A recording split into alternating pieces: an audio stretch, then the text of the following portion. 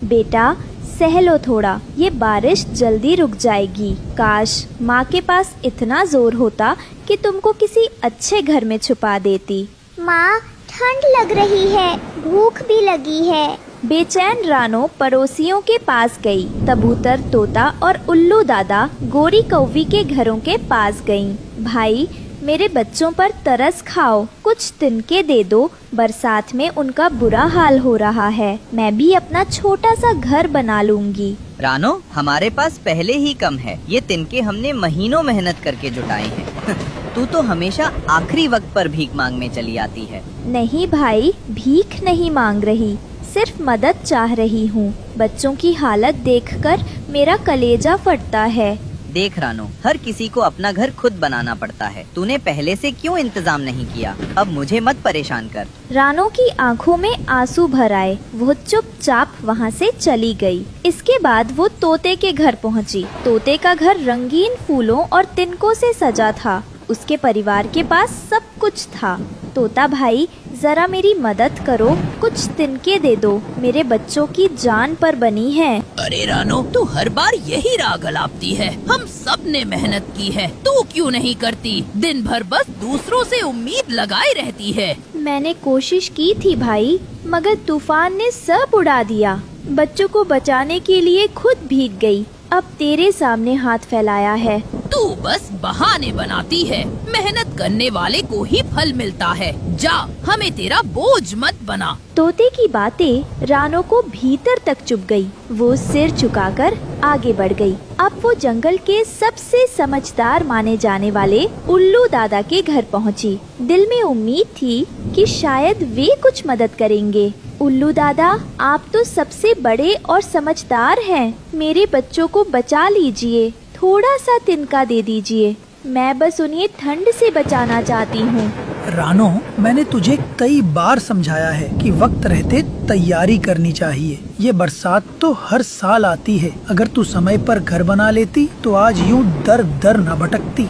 दादा, मैं मानती हूँ गलती मेरी है, लेकिन बच्चे मासूम हैं, उनके लिए कुछ कर दीजिए। नहीं रानो, दुनिया की सच्चाई यही है, जो वक्त पर काम नहीं करता उसे सजा मिलती है। तू ये दर्द सहना सीख।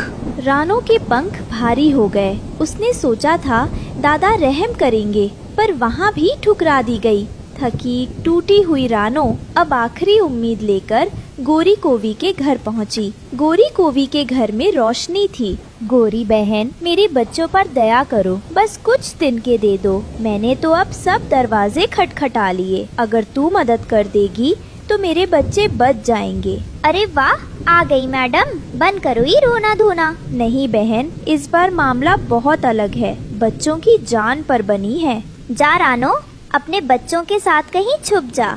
हमें अपनी खुशियाँ क्यों बिगाड़नी? तू गरीब है, गरीब ही रहेगी। ये शब्द सुनकर रानो का दिल चकनाचूर हो गया। वह भारी कदमों से लौट आई। आसमान से पानी की बौछारें गिर रही थी, मानो खुदा भी उसकी बेबसी पर रो रहा था। इसी बीच जंगल का सबसे चालाक और लालची पक्षी कालू कौआ रानो का मजाक उड़ाने आ पहुंचा।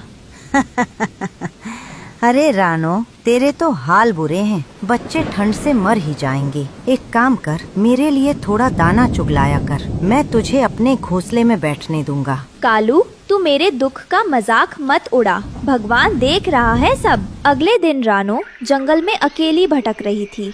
हर जगह पानी भरा था। हे मालिक, अगर तेरे घर में दया है तो मेरे बच्चों को एक आसरा दे दे। तभी रानो को एक पुराना गुलाब का पौधा दिखा। उसकी जड़ें हल्की हल्की चमक रही थी। रानो, तेरी सच्चाई और दुआ ने मुझे जगा दिया है। मेरे फूलों से तू घर बना ले, मैं तुझे हमेशा छुपाऊंगा। क्या तुम बोल सकते हो? हे गुलाब, क्या सचमुच मेरे बच्चों को सहारा दोगे? हाँ रानो, मेरे फूलों और पत्तियों से तेरा घर बनेगा। ये घर किसी तूफान या बरसात से नहीं टूटेगा। रानो ने कांपते हाथों से गुलाब की पत्तियां और फूल जोड़े। देखते ही देखते वहाँ एक सुंदर लाल गुलाब का घर बन गया। रानो अपने बच्चों को वहाँ लाई और उसमें जाकर राहत की सांस ली। माँ, कितना सुंदर घर है। इसमें खुशबू भी है और गर्माहट भी। ये घर मेरी मेहनत नहीं, खुदा की दुआ और गुलाब का करम है। गुलाब के घर की खबर जंगल में फैल गई। कालू कौवा गुस्से से जलने लगा। ये गरीब रानो अब गुलाब के घर में रहती है।